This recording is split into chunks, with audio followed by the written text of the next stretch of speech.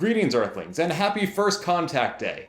Today, on April 5th, 2063, humans will make their first contact with an alien race, the Vulcans, in Bozeman, Montana, when they detect the warp signature from Zefram Cochrane's test flight.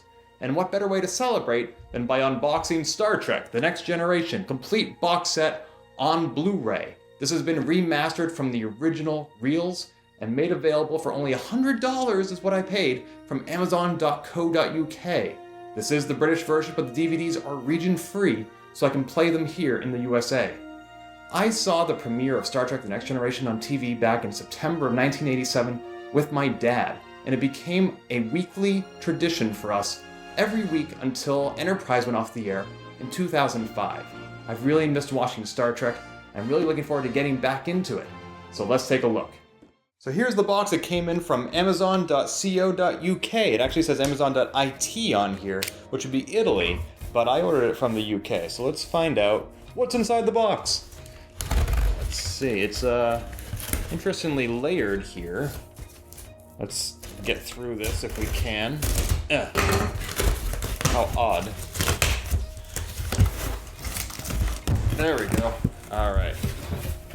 And packaging, of course, like a giant lower intestine of paper, packing receipt, and here, ta-da, is Star Trek: The Next Generation.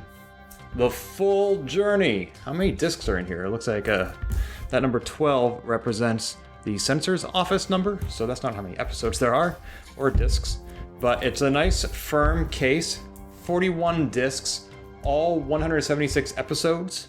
Special features does not include, as far as I understand, special features that were designed specifically for box sets like The Best of Both Worlds. So if you have those standalone sets, keep those. It does have a lot of special features though. So I'm very carefully slicing this to get inside the box even further.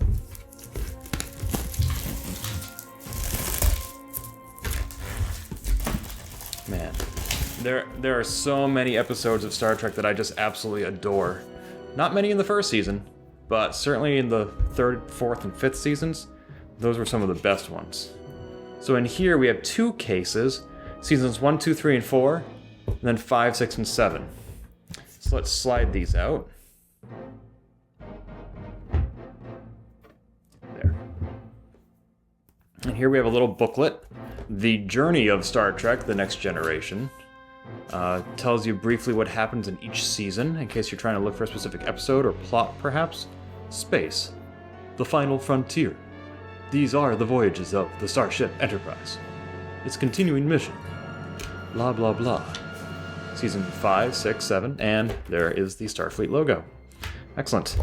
Now, let's see. Here is where we're all going to start, because that's where the journey begins. Seasons 1, 2, 3, 4. Really nice firm case here. It's not going to accidentally slide open or slip open. Now the discs are going to go sliding out. And behind the insert is a list of all the episodes, so you can even just pull that out if you want. And here are the discs. Huh. So only 1 disc there, but then 2 here. And they're all numbered, so disc 5, disc 6. Let's see, does it tell you what season each one is? Yep, so that says season 2 right under the name. Season 1 right there. Watch me get all my thumbprints all over it. People on YouTube are screaming at me right now, I just know it. And these are the Blu-rays, which is a very good deal, because they remastered it. If you like some updated special effects that don't change the plot, unlike the Star Wars special editions, then that's what these are. Also, just a much cleaner presentation, high def. They went back to the originals and cleaned them up. That's really what I'm in this for, not so much for the additional special effects, but just because it's so much clearer. There will be a link in the show notes to where you can see some of the changes that they made. And then again here, this starts with season 5, disc 1, all the way through, well, disc 6 of season 7. I see, so the disc numbering starts over with each season. So here we have season 6, disc 6, season 7, disc 1. Very good. Okay.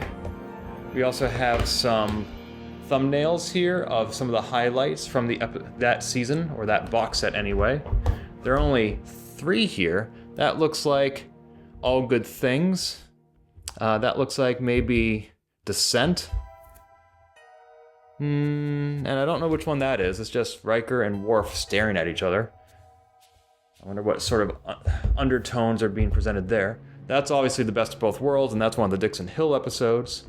That looks like all they're showing right there. Not to be sold separately. Very good. Now, green is a recurring theme here. I see a motif. That is a very common color for the Borg, of course. And I also noticed some text on the bottom of the box here. It's upside down to you, but I have to read it. It says, "The original film elements for the specified duration of the following episodes have not been located and thus have been upconverted from standard definition videotape. We'll always have Paris, approximately 2 seconds. The Best of Both Worlds Part 2, approximately 3 seconds. The Drumhead, 2 seconds. Power Play, 1 minute 41 seconds. The First Duty, 37 seconds. So those are not episodes that are missing. Those are just episodes that they were unable to remaster in their entirety. They're being very clear, or as clear as you can be in the fine print on the bottom of the box, about what's missing. I think that's pretty honest of them to be clear. And it's still in there. It's probably a total of like less than 5 minutes throughout 7 years of TV. I can handle that. And that number I was looking at earlier, 12, that is the audience appropriate age, which is odd to me because I was 8 years old when I started watching Star Trek, and I thought it was the most amazing thing ever. Why would you deprive anyone less than 12 from watching Star Trek? Certainly there are darker episodes and darker series like Deep Space Nine, but viewer discretion is advised. Excellent. So I cannot wait to start watching these with my mom. I showed her The Inner Light. She loved it and she wants to watch more. So I've made a list of 60 episodes I'm going to watch with her that focus on the human stories in Star Trek, not the aliens or the technology or the spatial rifts. But that's what Star Trek is all about. It's about humanity in the future and the decisions we make to become the people we know we're capable of being. I love the metaphors and analogies of Star Trek and the hope that it gives us. And I'm looking forward to revisiting these shows that I used to watch with my dad. Thanks so much for watching. Happy First Contact Day. Live long and prosper.